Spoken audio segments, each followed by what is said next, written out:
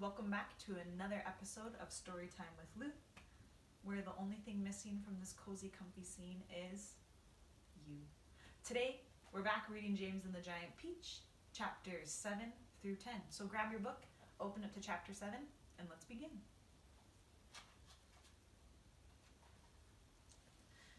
Chapter 7. The two women and the small boy stood absolutely still on the grass underneath the tree, gazing up at this extraordinary fruit. James's little face was glowing with excitement. His eyes were as big and bright as two stars. He could see the peach swelling larger and larger, as clearly as if it were a balloon being blown up. In half a minute, it was the size of a melon. In another half minute, it was twice as big again. "Just look at it growing," Aunt Spiker cried. "Will it ever stop?" Aunt Sponge shouted, waving her fat arms and starting to dance around in circles. And now it was so big it looked like an enormous buttered-colored pumpkin dangling from the top of the tree. "Get away from that tree trunk, you stupid boy," Aunt Spiker yelled. Yikes, not very kind. "The slightest shake and I'm sure it'll fall off. It must weigh 20 or 30 pounds at least." The branch that the peach was growing upon was beginning to bend over further and further because of the weight. "Stand back!" Aunt Sponge shouted. "It's coming down! The branch is going to break!" But the branch didn't break.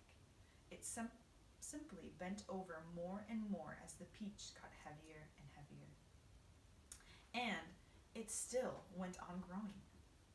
In another minute, this mammoth fruit was as large and round and fat as Aunt Sponge herself, and probably just as heavy. "It has to stop now," Aunt Spiker yelled. "It can't go on forever." But it didn't stop. Soon, it was the size of a small car and reached halfway to the ground. Both aunts were now hopping around and around the tree, clapping their hands and shouting all sorts of silly things in their excitement. "Hallelujah!"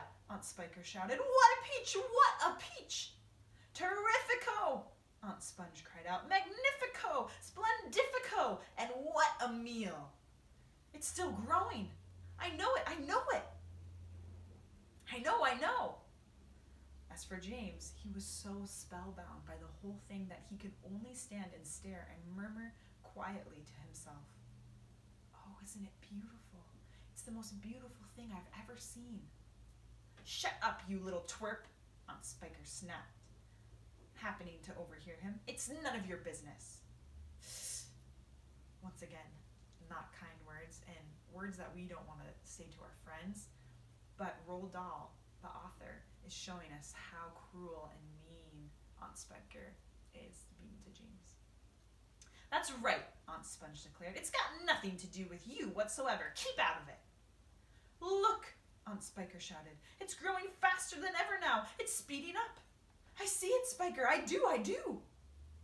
Bigger and bigger grew the peach, bigger and bigger and bigger.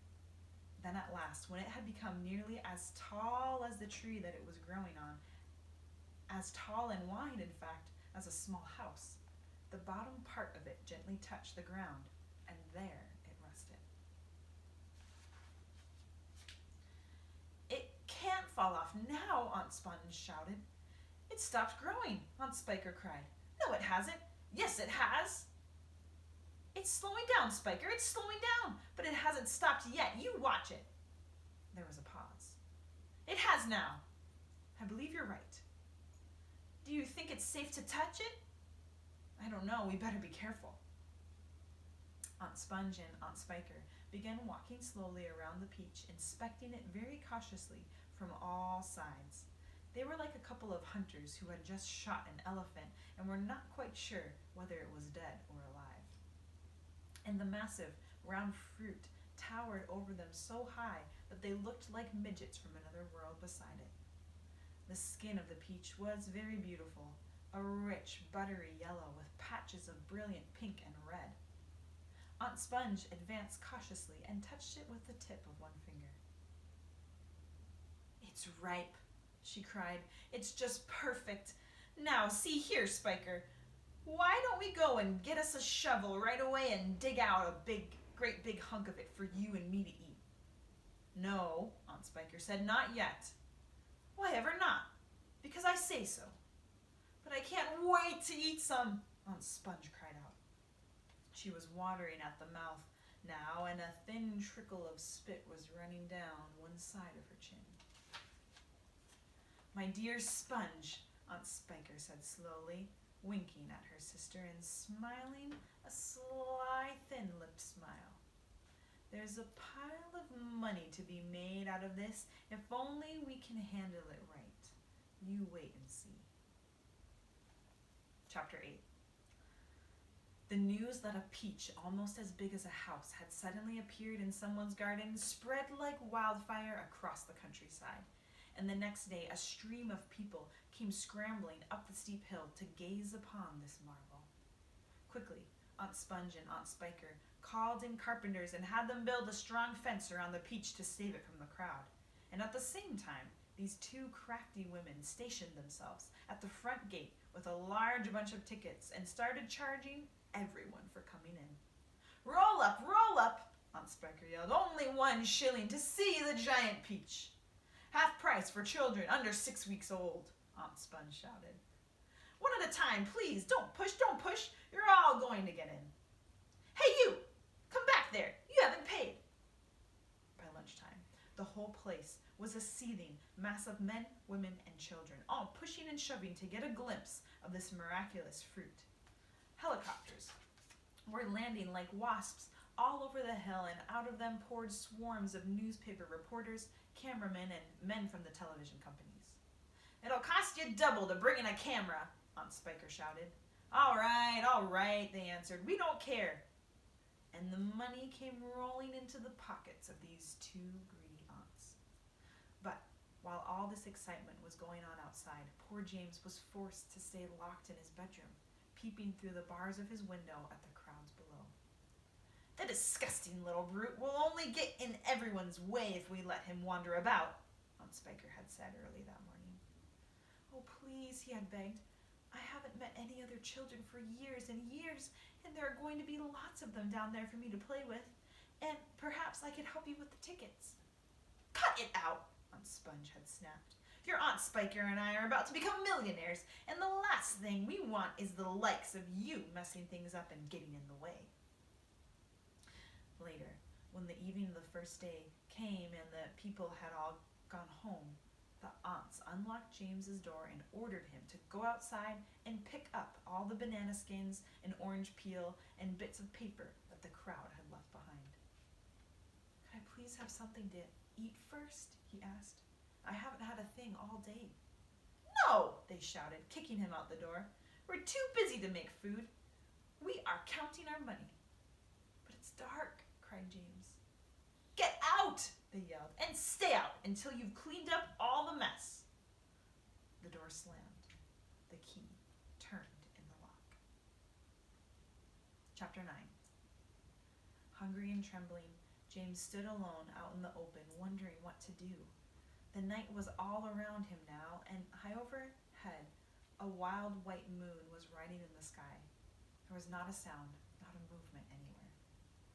Most people, and especially small children, are often quite scared of being out of doors alone in the moonlight. Everything is so deadly quiet, and the shadows are so long and black, and they keep turning into strange shapes that seem to move as you look at them, and the slightest little snap of a twig makes you jump. James felt exactly like that now.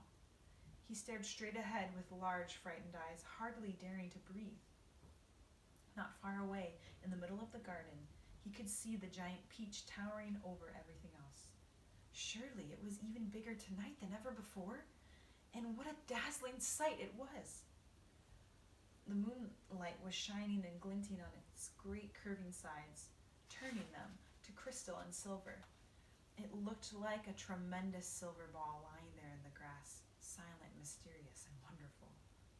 And then all at once, little shivers of excitement started running over the skin on James's back. Something else, he told himself. Something stranger than ever this time is about to happen to me again soon. He was sure of it.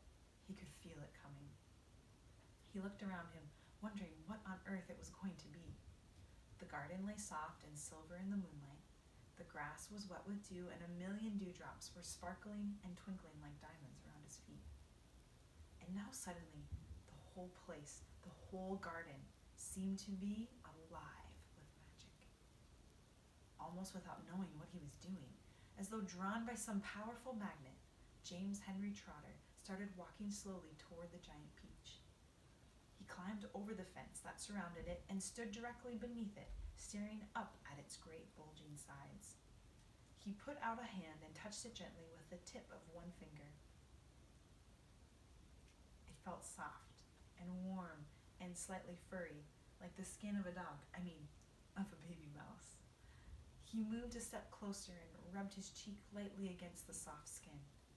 And then suddenly, while he was doing this, he happened to notice that right beside him and below him, close to the ground, there was a hole in the side of the peach.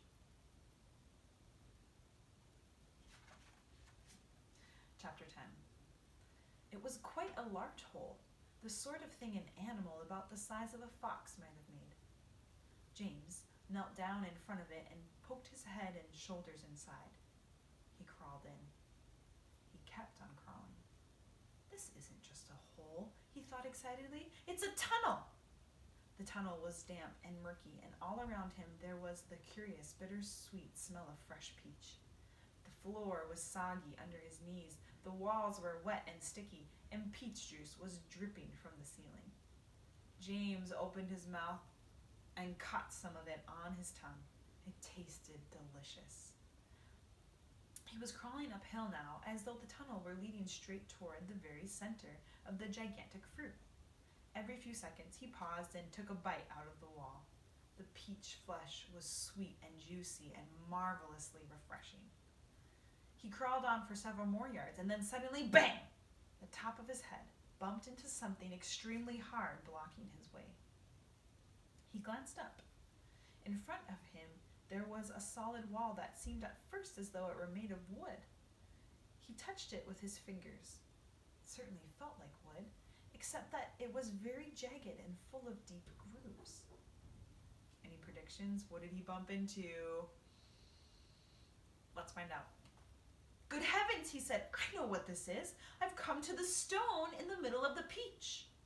And sometimes we don't usually call it a stone now, we call it a peach pit. So the center of the peach, the stone or the pit. Then he noticed that there was a small door cut into the face of the peach stone. He gave it a push. It swung open. He crawled through it, and before he had time to glance up and see where he was, he heard a voice saying, Look who's here! And another one said, We've been waiting for you. James stopped and stared at the speakers. His face was white with horror. He started to stand up, but his knees were shaking so much he had to sit down again on the floor. He glanced behind him, thinking he could bolt back into the tunnel the way he had come, but the doorway had disappeared. There was now only a solid brown wall behind him. The end of chapter 10. What do you think's going to happen, Lou? Any predictions?